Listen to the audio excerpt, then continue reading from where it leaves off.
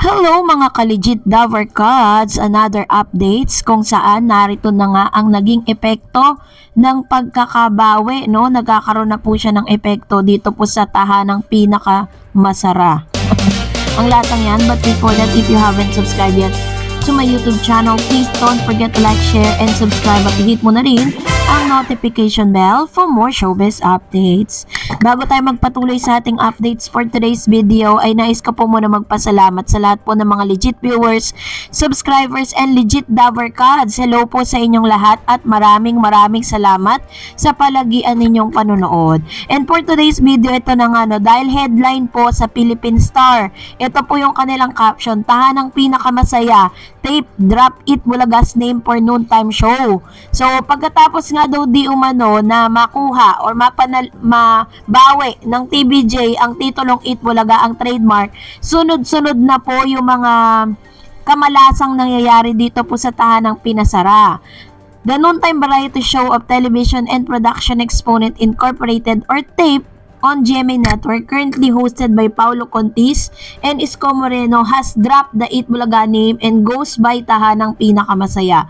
The change comes after the day Marikina Regional Trial Court favored the hosting trio of Tito Soto, Vic Soto, and Joey De Leon, collectively known as TBJ, as the originator of It Bulaga's trademark, and called on tape to stop using the It Bulaga's name. Yung January 6 episode po nila sa tahanang pinasara began with Moreno acknowledging the court decision and that the network would follow suit even as the tape plans to file an appeal.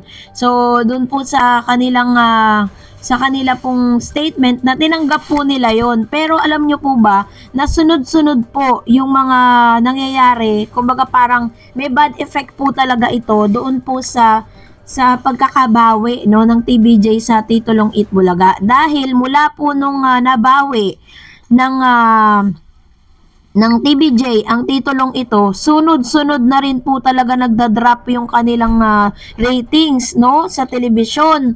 Kasi nung una parang tuwan-tuwa pa sila dahil sabi nila ito po yung press release nila na nagna-number 1 daw sila, lalo-lalo na sa Kantar. 'Di ba? Yun po yung press release nila para talagang bumango sila sa lahat na may sumusuporta. Kumbaga parang in denial pa rin sila, nasa in denial stage pa rin sila na wala na talagang nanonood sa kanilang programa, pero ipinipilit pa rin nila na meron daw.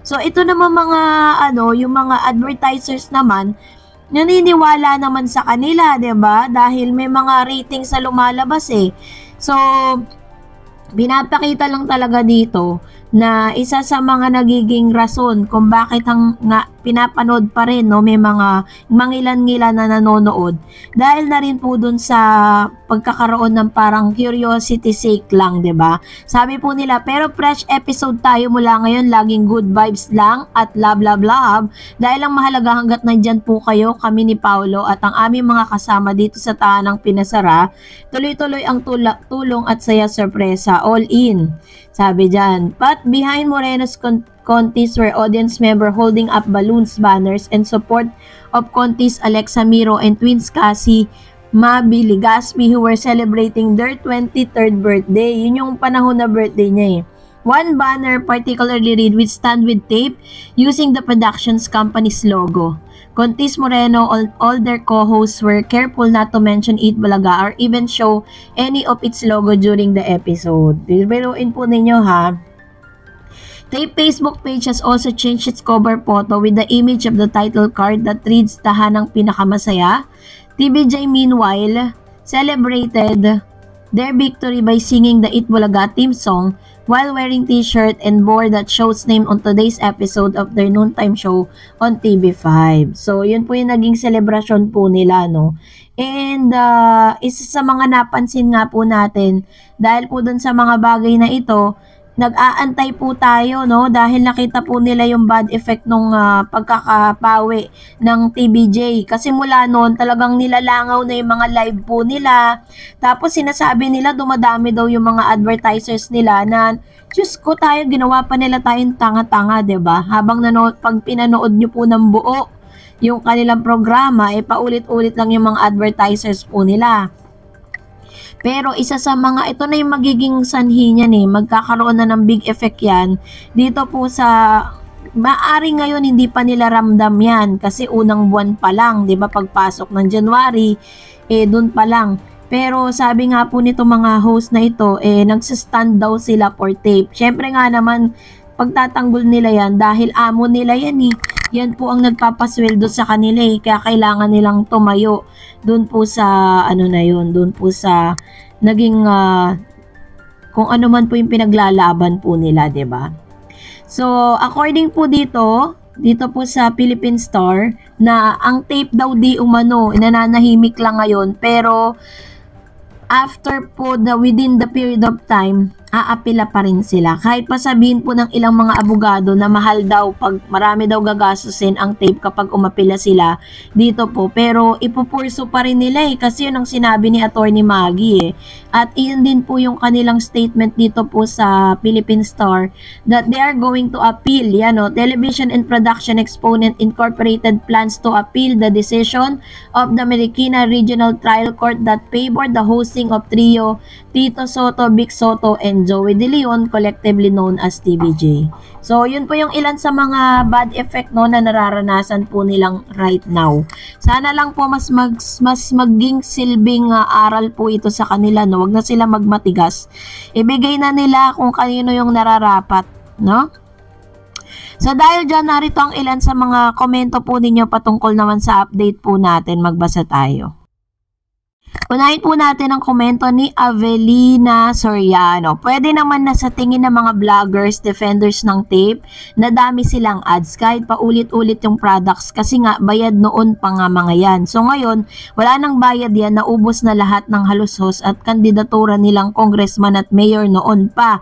Kaya wala na kayong aasang malaking bonus sa mga susunod na buwan. Wale na. Huhuhu. Ayun. So as I've said earlier, 'di ba? Maaari ngayon hindi pa nila na dadama yung effect, no, yung epekto po ng pagkakabawi ng titulo, pero dadating po yung ilang buwan, no. Pero kung sakasakali man, sana no hindi mangyari kasi kawawa din naman po yung mga empleyado ng tape, 'di ba? So, kailangan maging makatao pa rin tayo eh. Huwag natin ipagdasal na ganun eh.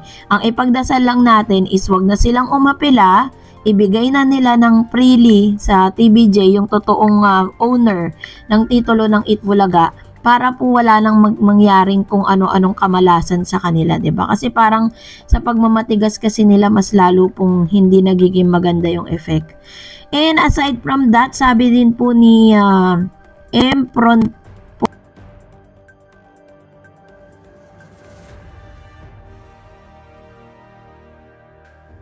nagkakaiba lang siguro sa diskarte dahil mayroon siguro na garapal na tahasang palalabasin na yung laging kulelat sa iba ay nangunguna pa minsan laban sa pinakapopular na show. Yung iba naman ang diskarte siguro ay hindi nilalabas ang totoong numero ng totoong nangunguna para hindi lumabas na napag-iiwanan ng husto yung mga kalabang show. Kumbaga may point shaving sa numero na pinaka-popular na show para palabasin na hindi naman ibinaon sa ilalim ang kalabang show. Pwede to eh.